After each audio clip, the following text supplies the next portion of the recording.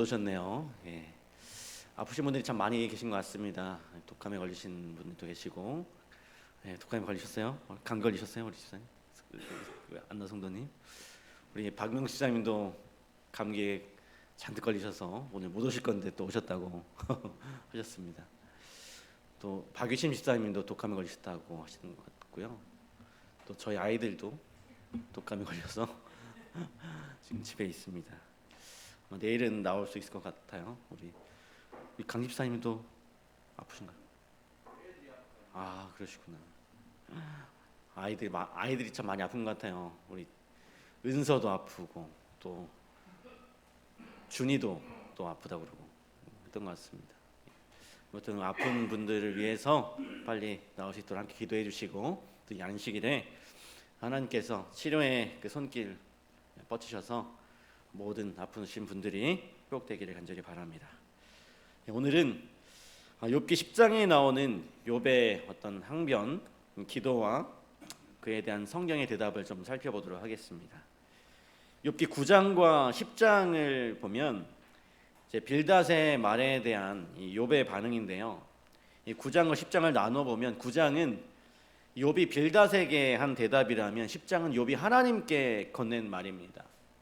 다시 말해서 욥의 항변이 단순히 눈앞에서 자신을 비난하는 친구들을 넘어서 하나님에게까지 향하는 것입니다.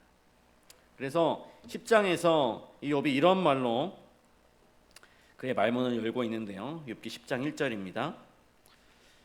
내 영혼이 살기에 곤비하니 내 불평을 토로하고 내 마음이 괴로운 대로 말하리라. 욥은 지금 자신의 상황이 너무 힘들고 괴로워서 하나님께 불평을 이제 토로하려고 합니다. 그가 지금부터 하는 말은 그의 괴로운 마음을 그냥 마음 그대로 표현한 거예요. 하나님 앞에서 체면을 차리는 것이 아니라, 뭐 힘들어도 힘들지 않은 척하는 것이 아니라 괴롭고 답답하고 고통스러운 그 마음 그대로를 하나님께 표현하겠다라고 이렇게 이야기하는 것입니다. 그러면서 그는 2절에서 자신을 정죄하지 마시고 도대체 무슨 이유로 이렇게 나를 고통스럽게 하시는지 그 이유를 좀 알려달라고 간구하고 있어요. 지금 욥이 이런 말을 하는 이유는 하나님 앞에 자신이 이 무죄함을 그는 알기 때문입니다. 이것이 욥과 그의 친구들의 대화가 교차점 없는 계속해서 평행선을 내달리는 근본적인 이유였죠. 친구들은 이 모든 고통이 죄의 결과라고 말하는 반면에 욥은 그렇지 않다라고 주장합니다. 이런 상황에서 친구들이 욥에게 그럼 왜 이런 일이 너에게 일어나냐라고 묻는다면 욥은 할 말이 없어요. 왜냐하면 자신도 도대체 이런 일이 왜 벌어지는지 알 도리가 없기 때문인 것입니다. 그래서 보면 욥이 친구들에게 대답하면서 자꾸 그 대화의 대상을 친구로부터 하나님께로 전환하는 부분이 나옵니다. 엘리바스에 대한 욥의 대답도 보면 6장부터 엘리바스에게 이야기하던 욥이 7장 7절부터 보면 그 대상을 하나님께로 전환해요. 바뀝니다. 하나님으로 전환이 됩니다. 또 빌닷과의 대화에서도 9장에서 빌닷에게 이야기하던 욥이 갑자기 10장에서 또 다시 하나님께 자신의 답답함을 토로하는 것이죠. 이렇게 욥이 친구들에게서 하나님께로 대화의 상대를 전환하는 이유는 아무리 그 친구들과 이야기해봤자 어때요? 그 답을 찾을 수 없기 때문인 것입니다. 만약에 이 고통이 죄 때문이 아니라면 그럼 뭐 때문이냐라고 물을 때 욥은 할 말이 없어요. 욥은 말문이 막히는 것입니다. 이 대답은 하나님만이 하실 수 있기 때문에 그래요. 그래서 욥은 그 답답한 마음으로 자꾸 하나님께 토로하는 것입니다. 그의 이러한 마음이 6기 10장에 아주 잘 표현되어 있는데요. 욥은 세 가지 질문을 통해서 하나님께 이러한 마음을 토로하고 있습니다. 6기 10장 3절부터 6절까지의 말씀 보겠습니다. 주께서 주의 손으로 지으신 것을 학대하시며 멸시하시고 악인의 꾀에 빛을 비추시기를 선히 여기시나이까? 주께도 육신의 눈이 있나이까? 주께서 사람처럼 보시나이까? 주의 날이 어찌 사람의 날과 같으며 주의 해가 어찌 인생의 해와 같기로 나의 허물을 찾으시며 나의 죄를 들춰내시나이까? 첫 번째는 왜 하나님은 자신이 지으신 것을 멸하려고 하시냐 하는 것입니다. 지금 욥은 피조물과 창조주의 관계를 여기에 적용하고 있어요. 8절부터 보면 주의 손으로 나의 백체를 만드시고 흙으로 뭉치듯 나를 만드시며 가죽과 살, 뼈와 힘줄로 나를 창조하셨는데 이런 생명과 은혜를 내게 주신 후에 왜 나를 이런 고통 가운데 죽게 하느냐라고 이렇게 하나님께 항변하고 있습니다. 쉽게 말해서 이러실 거면 왜 나를 이 땅에 태어나게 했습니까? 라고 이야기하는 거예요. 두 번째는 주께도 사람의 눈이 있습니까? 라고 하는 것입니다. 이 말을 바꾸어 말하면 하나님은 사람의 눈과 좀 다르지 않습니까? 이런 뜻입니다. 사람이야 왜 이런 일이 일어났는지 알 수 없으니 이건 너의 죄 때문이다. 그래서 너가 잘못해서 그런 거다라고 말할 수도 있지만 하나님은 좀 그러시면 안 되는 거 아닙니까? 라고 이야기하는 거예요. 모든 것을 아시고 모든 것을 보시는 하나님이야말로 왜 이런 일이 일어났는지 분명하게 좀 말씀해 주실 수 있지 않느냐는 의미에서 이런 질문을 합니다. 욥의 마지막 질문은 주의 날이 어찌 사람의 날과 같으며 주의 해가 어찌 인생의 해와 같느냐라고 하는 것이었어요. 이 말은 이 당신의 날은 죽을 인생의 날과는 차원이 다르지 않지 않습니까? 존재론적인 질문입니다. 사실 욥이 여기서 던진 세 가지 질문은요, 질문의 형식을 빌려서 그런 거지 이것은 그의 탄식이었어요. 이것은 어떤 대답을 기대한 말이라기보다는 창조주이시고 전지하시고 사람과 차원이 다르신 그 하나님께서 왜 내게 이런 일을 주십니까? 라고 하는 그의 탄식이었습니다. 그가 이렇게 강력하게 말할 수 있는 이유는 두 가지였어요. 첫째는 자신의 무죄함에 대한 확신이었고, 둘째는 하나님의 품성에 대한 확고한 믿음이었습니다. 먼저 그는 이렇게 말합니다. 7절에 주께서는 내가 악하지 않은 줄을 아시나이다. 욥은 모든 것을 다 아시는 그 하나님께서 자신의 그 무죄함을 알고 계신다고 확신했습니다. 아무리 사람들은 너의 죄 때문이야 라고 말하지만 하나님만큼은 자신의 무죄함을 알고 계시고 그것을 증명해 주실 수 있는 분이시기 때문에 그는 이렇게 탄식했던 것이었어요. 둘째로 그가 이런 말을 할 수 있었던 것은 하나님에 대한 믿음 때문이었는데, 우리가 오해하지 말아야 할 것은 욥이 하나님께 하는 이런 탄식과 불평이 그의 불신의 표현이 아니라고 하는 것입니다. 오히려 이 욥의 이런 기도는 창조주의 사랑과 의인을 벌하지 않으시는 하나님에 대한 어떤 강력한 믿음의 표현이었어요. 하나님은 결코 피조물들을 악의적으로 멸하지 않으시고 또 의인을 심판하시는 분이 아니시라는 확신이 그의 마음에 있었기 때문에 이런 기도가 나왔던 것입니다. 만약에 이 욥의 탄식이 그의 불신의 결과였다면 그는 기도 자체를 하지 않았을 거예요.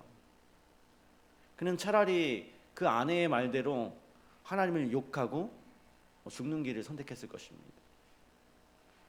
하지만 그가 끝까지 이렇게 하나님께 매달리는 이유는 하나님에 대한 그의 흔들리지 않는 믿음 때문이었습니다. 단지 그가 바라는 것은 왜 이런 일이 자신에게 임하는지에 대한 그 하나님의 답변을 듣고 싶었을 뿐이었습니다. 그런 의미에서 참 이 욥은 믿음의 사람이었어요. 오늘 이처럼 우리도 이 고난 중에 두 가지 선택을 할 수 있습니다. 첫째는 이해할 수 없는 그 현실 때문에 하나님을 욕하고 떠나는 것이고, 두 번째는 끝까지 하나님께 매달리는 거예요. 믿음이 없으면 매달리지 못합니다. 쉽게 포기해버리기 때문에 그렇죠. 하지만 이 믿음의 사람은 이해할 수 없는 그 상황 속에서도 끝까지 하나님의 사랑을 붙잡고 매달릴 수 있습니다. 그 표현이 좀 탄식하는 것일 수도 있고 불평일 수도 있지만 그들은 결코 하나님을 놓지 않아요. 마치 이 다윗이 광야에서 하나님께 왜 얼굴을 가리우십니까? 왜 내게 이런 고난을 주십니까? 라고 탄식했던 것처럼, 그리고 엘리야가 차라리 저를 죽여주십시오라고 한탄한 것처럼 우리도 끝까지 하나님의 그 붙든 손을 놓지 말아야 하는 것입니다. 그렇게 할 때 우리 모두는 반드시 하나님의 위로를 경험하게 될 것입니다. 어찌 보면 이것이 이 욥기서가 우리에게 주는 가장 중요한 교훈이 아닐까 생각이 됩니다. 욥은 자신을 무죄하다고, 자기가 죄가 없다고 말했어요. 7절에 보면 심지어 하나님께서도 자신의 무죄함을 아신다고 했죠. 그가 이렇게 생각하는 것이 자기 혼자만의 생각도 아니었습니다. 이미 욥기 1장과 2장에서 하나님은 그를 온전하고 정직하며 악에서 떠난 자라고 선포하셨어요. 그런 의미에서 욥은 무죄한 자였습니다. 그리고 이렇게 무죄한 자가 큰 고난을 받는 것은 정말 억울할 수밖에 없는 일이죠.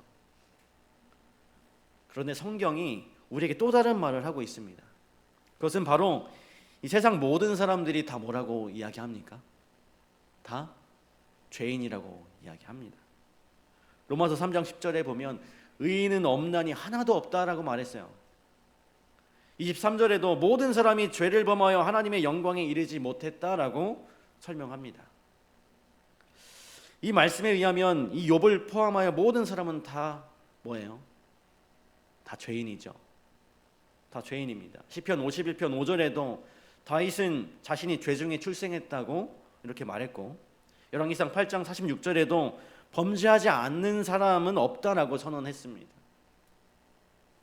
이처럼 이 성경은 이 땅에 태어난 모든 사람은 다 죄인이라는 사실을 우리에게 말해주고 있어요. 만약에 이러한 논리라면 자신이 무죄한 피를 흘렸다고 말하는 욥의 주장이 어때요? 틀린 것 아닙니까? 그는 결코 무죄하지 않으며 자신이 당하는 고통에 대해서 그 어떤 불만도 이야기할 수가 없는 거죠. 왜냐하면 모든 인간은 다 죄인이기 때문에. 자, 그렇다면 이 질문에 우리는 어떻게 대답할 수 있을까요? 욥이 죄가 전혀 없는 건 아니지만 그 죄가 이런 고난을 당할 만한 죄인가? 여러분 어떻게 생각하십니까? 욥이 죄가 전혀 없는 것은 아니지만 그 죄가 이렇게 큰 고난을 당할 만한 죄인가? 사실 이것은요, 어떤 죄의 경중을 묻는 질문인데요, 여기에 대해서 우리가 이렇다 저렇다 말할 수가 없습니다. 왜냐하면 법에 따라서 처벌의 정도가 다 다르기 때문에 그렇죠. 예를 들어서 음주운전에 대한 처벌을 우리가 생각해 보면, 우리나라의 경우에 알코올 결정 농도가 0.05%면 이상이면 그 이상이면 음주운전이라고 합니다. 0.05% 이상, 0.1% 미만이면 6개월 이하의 징역이나 300만 원 이하의 벌금에 처한다고 되어 있어요. 또 100일간의 면허 정지가 부과됩니다. 그런데 우리나라 말고 이 노르웨이의 경우에 보면 음주운전 1회 적발 시 3주 동안 구금된 채 힘든 노역을 해야 된대요. 그리고 1년간 면허가 정지된대요. 그리고 두 번째 적발되면 평생 면허 정지가 된답니다. 이 말씀을 드리는 이유는 그 죄가 이 정도 벌을 받을 죄냐라는 이 질문은 큰 의미가 없다는 것을 말씀드리기 위해서입니다. 그에 대한 판단은 개인이 하는 것이 아니라 이 입법자가 하는 것이기 때문이죠. 그렇다면 이 성경은 죄에 대해서 뭐라고 이야기합니까? 로마서 6장 23절에 분명히 죄의 삭은 사망이라고 말합니다. 어떤 죄는 사망이고 어떤 죄는 벌금이고 이런 개념이 아니죠. 성경은 근본적으로 모든 죄인은 다 사망에 이른다고 가르치고 있어요. 그러니 나는 이런 고통을 당할 만큼 큰 죄를 짓지 않았다라고 하는 주장은 성경적으로 볼 때 무의미한 것이죠. 물론 인간적인 입장에서 보자면 그 죄의 경중에 따라서 이건 죽을 죄고 저건 고난당할 죄고 라고 판단할 수 있겠지만, 그것은 어디까지나 사람의 생각인 것입니다. 성경은 이 죄의 삭은 사망이라고 못을 받고 있어요. 그런 의미에서 우리가 당하는 고난, 더 나아가서 궁극적으로는 죽음에 이르는 것이 죄의 어쩔 수 없는 결과라는 면에서 우리는 할 말이 없습니다. 욥기 15장에 나오는 엘리바스의 두 번째 논증이 소개되어 있는데 그는 여기서 이런 말을 합니다. 15장 14절, 15절, 16절입니다. 사람이 어찌 깨끗하겠느냐? 여인에게서 난 자가 어찌 의롭겠느냐? 하나님은 거룩한 자들을 믿지 아니하시나니 하늘이라도 그가 보시기에 부정하거든 하물며 악을 저지르기를 물마심같이 하는 가증하고 부패한 사람을 용납하시겠느냐? 엘리바스는 여기서 모든 인류의 죄성에 대해서 이야기합니다. 여인에게서 난 자, 다시 말해서 어머니를 통해서 이 땅에 태어난 모든 사람은 다 죄인이라고 하는 것입니다. 비록 사람의 눈으로 볼 때 좀 선해 보이고 의로워 보일 수는 있어도 하나님의 눈에는 결코 의인이 있을 수 없다는 말이에요. 하나님의 눈에는 하늘도 더럽게 보이는데 하물며 이 땅에 사는 인간이겠느냐라고 하는 말입니다. 죄가 모든 인간에게 보편적인 것처럼 그 죄로 인해 오는 고통과 죽음 역시 보편적인 현상일 수밖에 없다는 것이 엘리바스의 주장이었어요. 엘리바스의 이런 주장은 지극히 성경적입니다. 우리가 앞에서 살펴보았듯이 성경 여러 곳에서 인간 모두의 죄성을 이야기하고 있습니다. 그런 의미에서 우리는 이 고통이라든지 이 죽음에 대해 이건 억울하다, 이건 부당하다라고 말할 수가 없어요. 왜냐하면 그것이 어쩔 수 없는 죄의 결과이기 때문인 것입니다. 그런데 우리들의 현실 속에 일어나는 일들, 우리의 현실 속에 우리의 삶 가운데 우리가 사는 세상 가운데 일어나는 일들을 우리가 살펴볼 때 우리를 정말로 답답하게 하고 안타깝게 하는 일들이 참 많이 있어요. 아주 어린 아이들의 죽음, 태어나면서부터 선천적인 질병을 가지고 태어나서 죽음을 당하는 그 어린 아이들, 갑자기 어떤 사고로 인해서 죽음을 맞이하는 어떤 평생 동안 선을 베풀고 살았던 한 사람, 또 어떤 때는 큰 자연재해로 인해서, 지진으로 인해서 수만 명이 죽기도 하죠. 또 온 나라를 우리나라를 슬픔에 빠지게 했던 세월호 사건들, 우리에게 이런 사건들이 풀리지 않는 의문을 갖게 합니다. 그런데 안타깝게도 성경 이런 모든 일들에 공통적으로 적용될 만한 원칙을 제시하지는 않아요. 왜 이런 일들이 벌어지는지에 대한 논리적인 대답도 없습니다. 그래서 더 답답하죠. 그렇다면 성경이 말하고자 하는 것은 무엇일까? 이 욥기서를 통해서 이 고통으로 인해서 괴로워하는 인생에게 주고자 하는 그 교훈은 무엇일까? 그것은 내가 오늘 당하는 고난의 이유에 대한 논리적인 이해가 아니라 이런 세상 속에서 나는 어떻게 살아야 하는지에 대한 실천적 삶의 태도에 대한 것입니다. 다시 말해서 저번에도 말씀드렸지만 성경은 why가 아니라 how에 대해서 답을 주고 있어요. 왜가 아니라 어떻게에 대한 답을 주고 있습니다. 욥은 끊임없이 하나님께 물었어요. 왜 이런 일이 내게 일어납니까? 왜 죄 없는 자가 고통을 당합니까? 왜 이런 고통 중에서 잠잠하십니까? 그는 계속해서 논리적으로 이해할 수 있는 답변을 구했습니다. 하지만 하나님께서 주신 대답은 이것이었어요. 욥기 38장 2절과 3절입니다. 38장 2절과 3절입니다. 무지한 말로 생각을 어둡게 하는 자가 누구냐? 너는 대장부처럼 허리를 묶고 내가 내게 묻는 것을 대답할지니라. 지금까지 욥은 질문하는 자로 하나님 앞에 섰어요. 그런데 이제 마침내 하나님께서 입을 여셨는데 그 내용은 질문에 대한 답이 아니라 오히려 또 다른 질문이었어요. 그렇다면 이러한 하나님의 질문의 의도가 무엇이었을까요?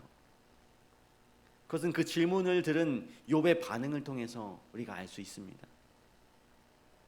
욥기 42장 4절부터 6절에 있는 말씀입니다.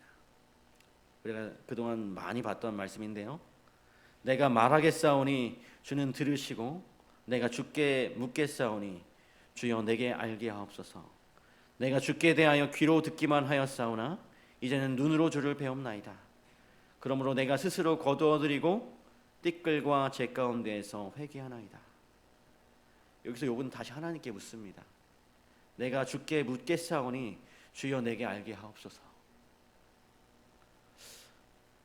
하지만 이 질문, 지금 하고 있는 이 질문은 이전에 욥이 했던 질문의 전제 자체가 다른 질문이었어요. 이전의 질문은 자신의 의로움, 무죄함을 전제한 질문이었다면 지금의 이 질문은 살아계신 하나님을 직접 경험한 이후에 그분께 지혜와 훈계를 구하는 겸손의 요청이었습니다. 그러면서 그는 예전에는 귀로만 들었던 하나님을 이제는 눈으로 배웠다고 말해요. 귀로만 들은 하나님이라는 말은 자신이 경험한 하나님이 아닌 타인의 입을 통해서 알게 된 하나님, 다시 말해서 피상적이고 그냥 추상적인 하나님에 대한 이해를 뜻합니다. 그런데 이번 경험을 통해서 그는 하나님을 눈으로 배웠다라고 고백을 해요. 이것은 하나님에 대한 체험적이고 구체적인 지식을 말합니다. 이렇게 하나님을 더 가까이 알게 되었을 때 욥은 자신의 한계를 인정하게 되었고 그 죄를 회개하게 됩니다. 하나님 도저히 이해가 되지 않습니다라고 불평했던 이 욥이 하나님, 제가 하나님의 넓은 뜻을 다 이해 못하더라도 순종하겠습니다라고 이렇게 말했던 것이었어요. 이것이 오늘 우리에게 주는 중요한 교훈입니다. 우리는 왜 이런 일이 벌어집니까? 라고 묻는 대신에 이런 세상 속에서 어떻게 살아야 합니까? 라고 물어야 하는 것이죠. 고통이 심할수록, 내 아픔이 클수록 우리는 제가 어떻게 해야겠습니까? 라고 물으면서 더 하나님께 매달려야 하는 것입니다. 그럴 때 비로소 우리는 욥과 같이 듣고 알았던 하나님에서 직접 보고 깨달은 하나님을 경험하게 되는 것입니다. 그런 의미에서 욥의 고난에 대한 가장 큰 수혜자는 욥 자신이었어요. 그것은 과거에 비해서 욥의 소유가 2배 늘어났기 때문도 아니고 10명의 자녀들이 다시 태어났기 때문도 아니었습니다. 욥이 가장 큰 수혜자가 될 수 있는 그 이유는 바로 이 일을 통해서 그는 눈으로 본 하나님을 경험했기 때문이었습니다. 오늘 이것이야말로 모든 고난에게 공통적으로 적용할 수 있고 또 적용해야 하는 성경적인 교훈이 되는 것입니다. 성경에 보면 이 욥 말고도 믿음으로 인해서 고난을 받은 사람들의 이야기가 아주 많이 나와요. 무엇보다도 아벨이 그랬죠. 그는 믿음으로 온전한 제사를 드렸지만 그 결과 인류 최초로 사망을 경험하게 됩니다. 침례 요한도 그가 전한 그 기별 때문에 묵배임을 당하고, 스데반도 그가 전한 설교로 인해서 돌에 맞아 죽었어요. 분명 성경은 신실한 자에게 복과 평안이 약속되어 있지만 때로는 의로운 자들의 죽음과 고난을 여과 없이 드러내주고 있습니다. 여기서 우리는 이 성경이 말하는 이 복음에 대해서 다시 한번 생각하지 않을 수가 없어요. 분명 성경은 신실한 자들에게 복과 평안을 약속합니다. 하지만 성경이 말하는 그 궁극적인 복음은 단순히 이 땅에서의 행복이 아니라 그것 너머에 있는 영원한 것에 대한 것이죠. 다시 말해서 신앙인의 초점이 이 땅이 아닌 하늘에 맞춰져 있을 때 비로소 이 복음을 온전히 이해할 수 있게 된다는 말입니다. 예수님께서 산상수훈에서 이런 말씀을 하셨습니다. 그러므로 내일 일을 위하여 염려하지 말라. 내일 일은 내일 염려할 것이요 한날의 괴로움은 그날로 속하니라. 개역 성경에는 이 말이 내일 일은 내일 염려할 것이요라고 되어 있는데 반해서 개역 개정판에는 이것을 내일 일은 내일이 염려할 것이요라고 번역하고 있습니다. 이것을 원어로 그대로 번역을 하자면 내일은 그 스스로가 염려할 것이다라고 할 수 있어요. 다시 말해서 이 내일 일을 염려하는 주체는 염려하는 그 본인이 아니라 내일 자체가 되어야 한다는 뜻입니다. 이 말은 이 내일을 위한 염려는 결코 우리의 것이 아니다라는 의미를 가지고 있어요.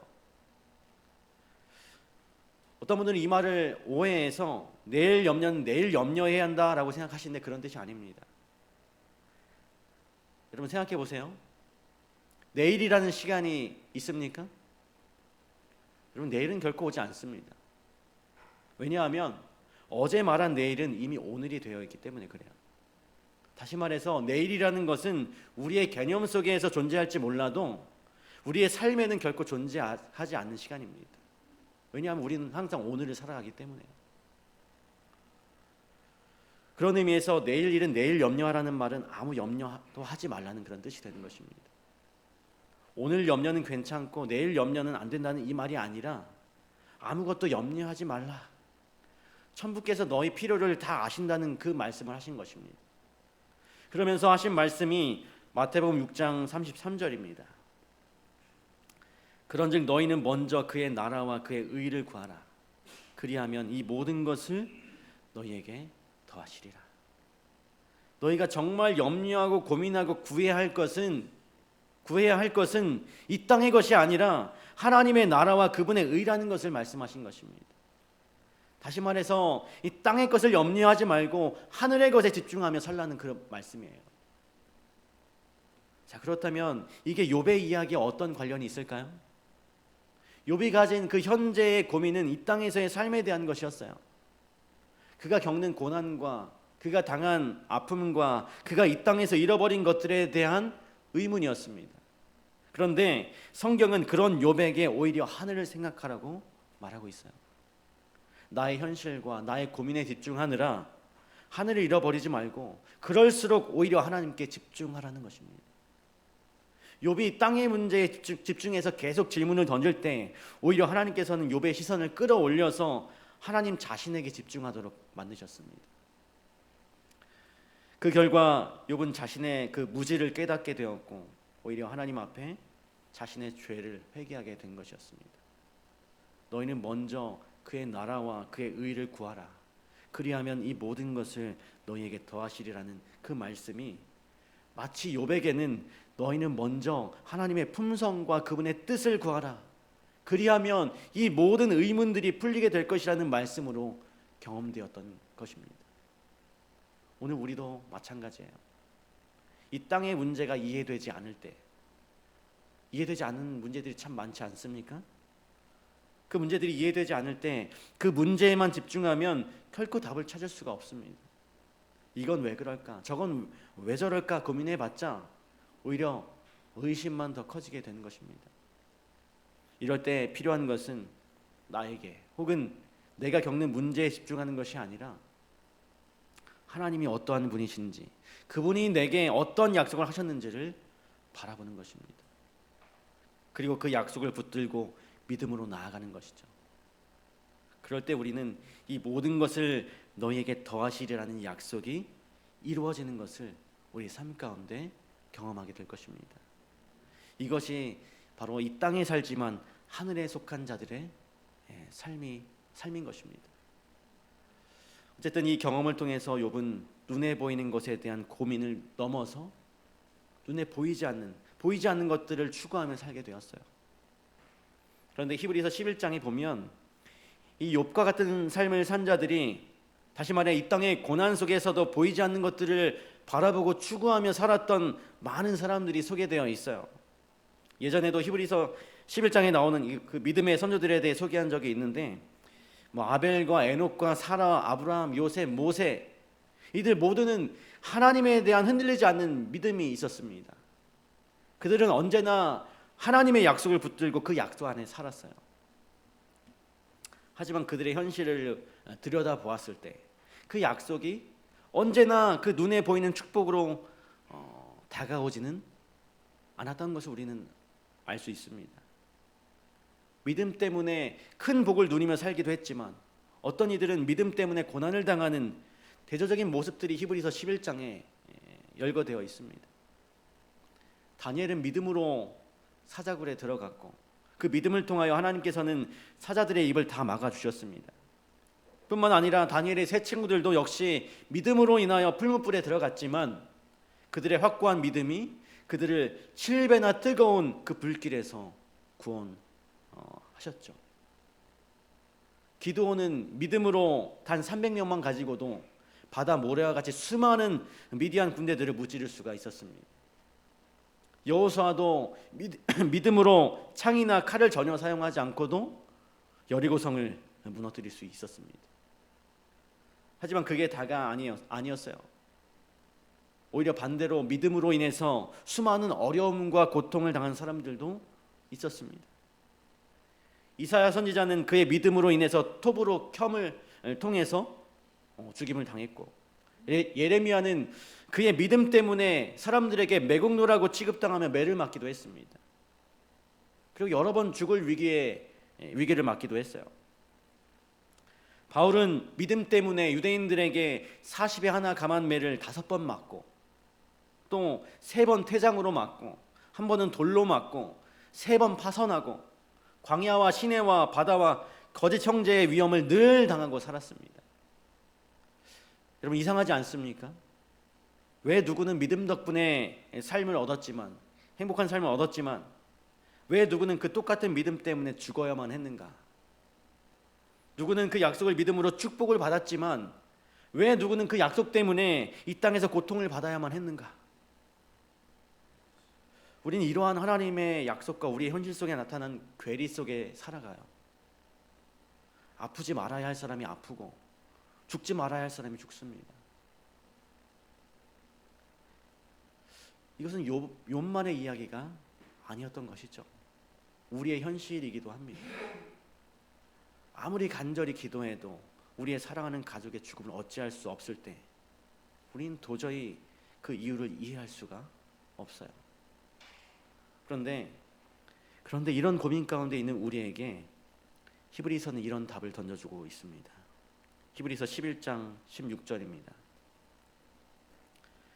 그들이 이제는 더 나은 본향을 사모하니 곧 하늘에 있는 것이라. 이러므로 하나님이 그들을 위하여 한 성을 예비하셨느니라. 그들이 바라본 약속은 끝에 관한 약속이었습니다. 지금 내가 살고 있는 이 땅, 내 눈앞의 현실을 넘어서 그들은 하늘에 있는 것, 보이지 않는 것, 더 나은 본향을 바라봤던 것이었어요. 이것이 참 그리스도인이 추구해야 할 신앙이라는 사실을 우리에게 말해주고 있는 것입니다. 욥의 이야기, 그것은 욥만의 이야기가 아니었습니다. 믿음 안에 살았던 수많은 선조들이 함께 겪고 고민했던 문제였고, 또 우리들의 이야기죠. 왜 의인이 고난을 당할까? 왜 하나님의 백성들에게 이런 어려움이 닥칠까? 그들은 이 질문에 대해 납득할 만한 답을 얻지 못했습니다. 답을 얻지 못했어요. 그러나 답을 얻는 대신에 그들에게 주어진 것은 오히려 소망이었습니다. 더 나은 본향에 대한 그 소망, 그것이 이 모든 고난을 이겨나가게 한 힘이 된 것이었습니다. 이러한 믿음과 소망이 오늘날 여전히 고난 가운데 있는 우리 모두의 삶에 함께하게 되기를 간절히 바랍니다. 오늘 우리는 이 욥의 항변과 그에 대한 성경의 대답을 살펴보았습니다. 의인이 고난을 받고 무지한 피를 흘려야만 하는 상황에서 우리는 어떠한 말을 할 수 있을까요? 오히려 성경은 우리의 눈을 이 땅에서 하늘로 돌리라고 말합니다. 이 땅의 일로 염려하지 말고 그의 나라와 의를 먼저 구하라고 권면하고 있어요.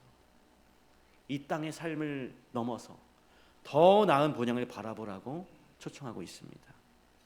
결국 오늘 우리가 추구해야 할 것은 고난의 이유에 대한 논리적 대답보다는 그 모든 고난 너머에 약속된 소망인 것입니다.